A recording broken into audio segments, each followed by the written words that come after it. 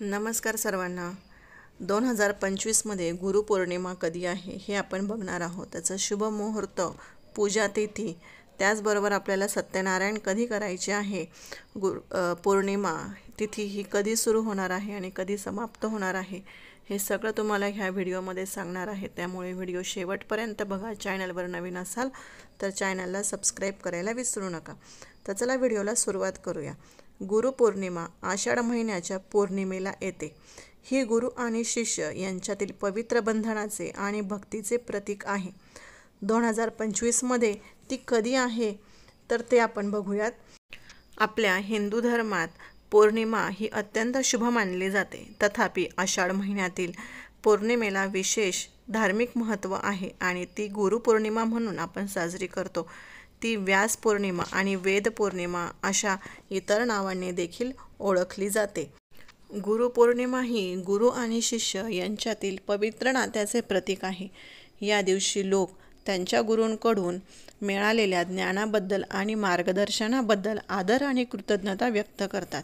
यावर्षी गुरुपौर्णिमा आपण 10 जुलै रोजी साजरी करणार आहोत.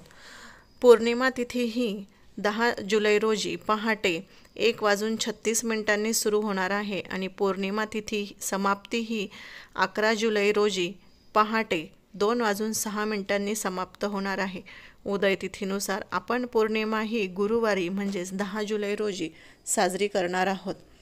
त्याचबरोबर ब्रह्ममुहूर्ताची वेळ ही पहाटे 4:10 पासून ते पहाटे 4:50 असणार आहे आणि अभिजित मुहूर्त हा सकाळी 11:59 पासून ते दुपारी 12:54 असणार आहे. या वेळेमध्ये तुम्ही तुमची जी काही गुरुपौर्णिमेची पूजा आहे ती करू शकतात. तर आपण बघूया गुरुपौर्णिमा आपल्याला कशा प्रकारे साजरी करायची आहे. गुरुपौर्णिमेच्या दिवशी सकाळी लवकर उठून स्नान करायचं आहे. त्यानंतर तुम्ही पवित्र नदीमध्ये स्नान करू शकता. ते देखील खूप शुभ मानले जाते. परंतु जर शक्य नसेल तर तुम्ही आपल्या घरच्या आंघोळीच्या पाण्यामध्ये गंगाजल टाकूनही स्नान हे करू शकतात.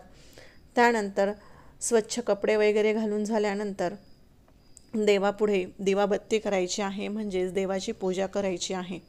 फळ, फुले, धूप, दिवे, पाणी आणि नैवेद्य यांच्यासारख्या सर्व आवश्यक पूजा साहित्य गोळा करायचं आणि पूजा आपल्याला करायची आहे. या दिवशी भगवान विष्णू आणि देवी लक्ष्मीची पूजा करण्याचे विशेष महत्त्व आहे. तुम्ही तुमच्या गुरूंची किंवा इष्टदेवतेची देखील पूजा करू शकतात. या व्यतिरिक्त गुरुपौर्णिमेला वेदव्यासांची विशेष पूजाही केली जाते. देवतेला चंदनाचा लेप लावून आणि देवी लक्ष्मीला सिंदूर अर्पण करून पूजा करावी. नंतर फळे, फुले, नैवेद्य आणि इतर पूजा साहित्य अर्पण करावं. भगवान विष्णूंची पूजा करताना तुळशीची पानं त्यांना अर्पण करायला विसरायचं नाही, कारण त्याशिवाय पूजा ही अपूर्ण मानली जाते. लक्ष्मीनारायणाच्या आरतीने पूजाची सांगताही करायची आहे किंवा तुम्ही तुमचे जे कोणी इष्टदेव असेल, आता स्वामी समर्थ असेल तर त्यांची आरती करायची आहे. दत्तगुरू असेल तर दत्तदेवांची आरतीही करायची आहे.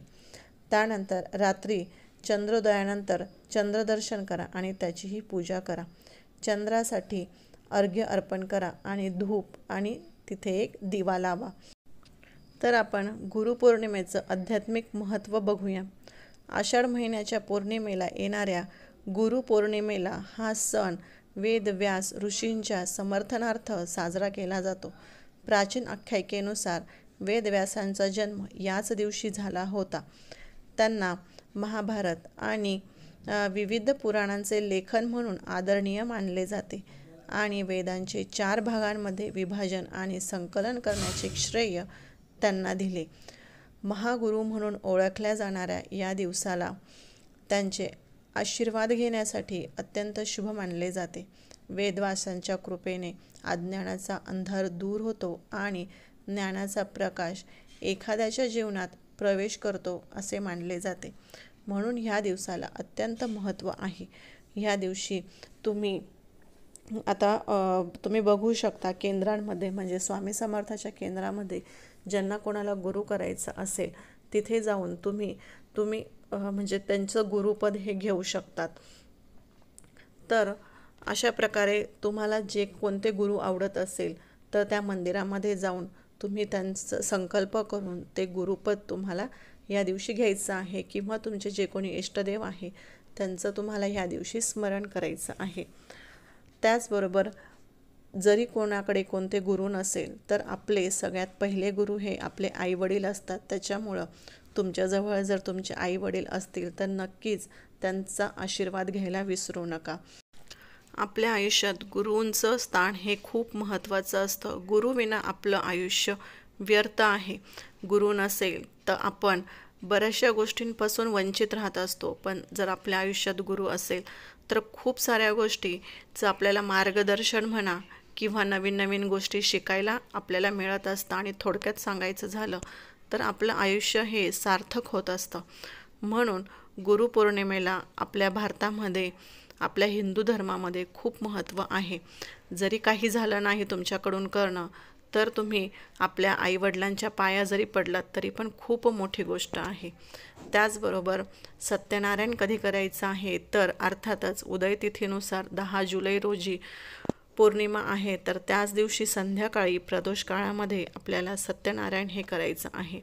तर अशा प्रकारे आपल्याला गुरुपौर्णिमेचा सण हा साजरा करायचा आहे.